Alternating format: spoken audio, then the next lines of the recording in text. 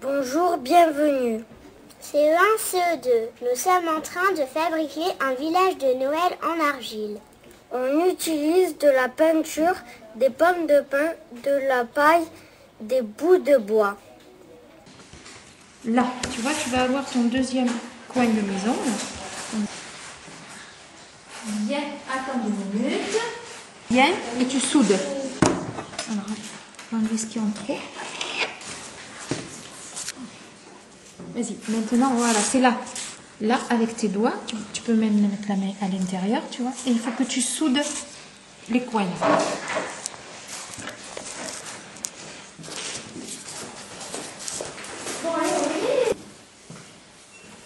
D'accord. Levez-vous. Bien, quand vous n'avez plus besoin du blanc, vous posez le laine blanc, voilà.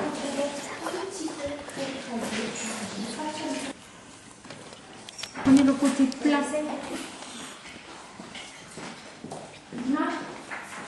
C'est bon là? Très bien. Alors attends, on va se débarrasser de la colle pour faire la neige sur le toit de la maison. La neige, hein? Prends-en beaucoup de la peinture, Dima, vas-y. Ah, pas pour le moment, là, pas dans la mitra à la fin.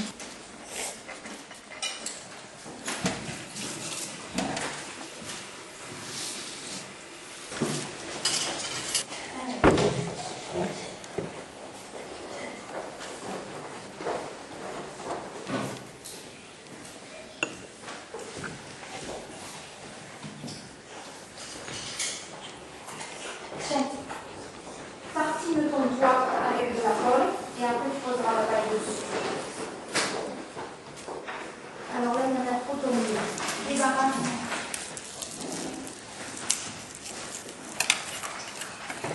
Pose tout dans l'évier, hein. Ne rincez pas, vous mettez tout au fond. Voilà. Après, il vous faut les éponges. Je les passe.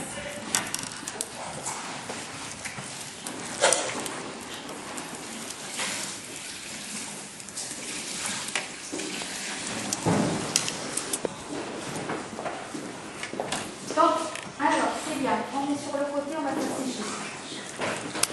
Vas-y, mouille juste le bout des doigts. Trempe pas, pour qu'on fasse pas de brillage. À peine. Voilà. Et maintenant, pour réparer.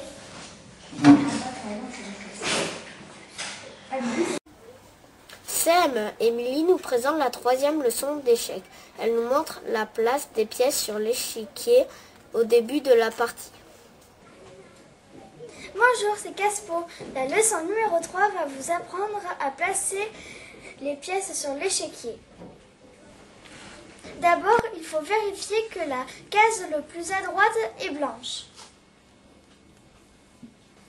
Puis, on installe les pièces, les blancs, sur les rangées 1 et 2. On y va, les tours.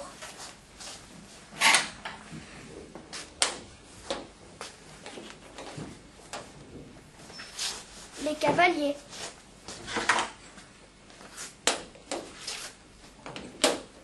Les fous.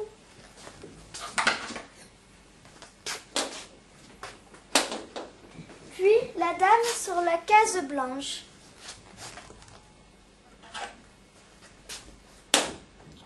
Et il manque le roi.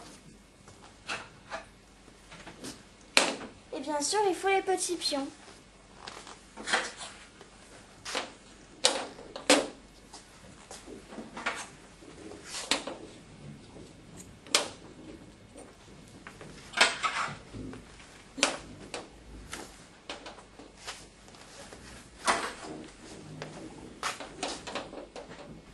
Pour les noirs, c'est la même chose.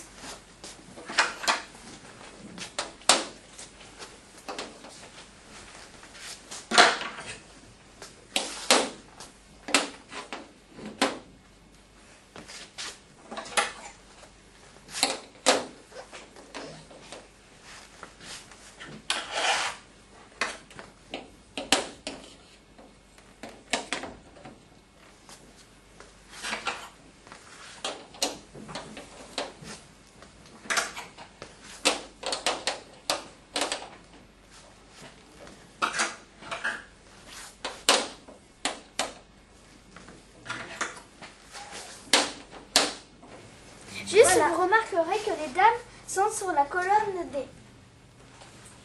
C'est tout pour aujourd'hui. Au revoir, à la prochaine. Quentin nous a apporté un article très intéressant sur les échecs paru dans le Var Matin Junior du 26 novembre. CE1, CE2.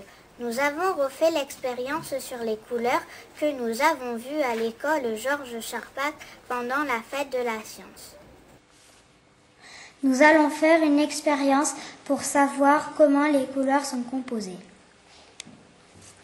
Pour réaliser cette expérience, il faut des feutres, un filtre à café et un peu d'eau.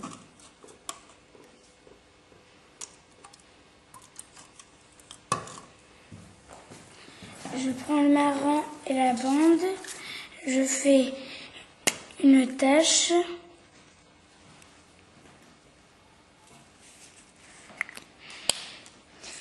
Et je la trempe dans l'eau.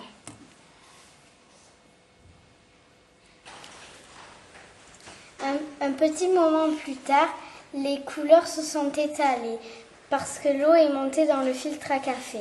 Sur la bandelette rouge, il n'y a que du rouge. Sur la bandelette bleue, il n'y a que du bleu. Sur la bandelette jaune, il n'y a que du jaune. Ce sont les couleurs primaires. Sur la bandelette orange, on voit un peu de jaune et un peu de rouge. Sur la bandelette verte, on voit du bleu et un peu de jaune. Ce sont donc des couleurs secondaires. Sur le marron, on voit un peu de bleu, un peu de jaune, du rouge. Donc le marron est une couleur tertiaire. CM1. Nous allons vous présenter Le Dormeur du Val, écrit par Arthur Rimbaud au XIXe siècle. C'est un trou de verdure où chante une rivière, accrochant follement aux herbes des haillons d'argent. où le soleil de la montagne fière luit. C'est un petit val qui mousse de rayons. Un soldat jeune, bouche ouverte, tête nue, et la nuque baignant dans le frais cresson bleu d'or. Il est étendu dans l'herbe sous la nue, pâle dans son lit vert où la lumière pleut. Les pieds dans les glaïeuls, il dort. Souriant comme sourirait un enfant malade, il fait un somme. Nature baisse de chaudement, il a froid. Les parfums ne font pas frissonner sa narine. Il dort dans le soleil, la main sur sa poitrine, tranquille. Il a 2 trous rouges au côté droit. Au basket, nous réalisons des exercices en faisant des passes et en marquant des paniers.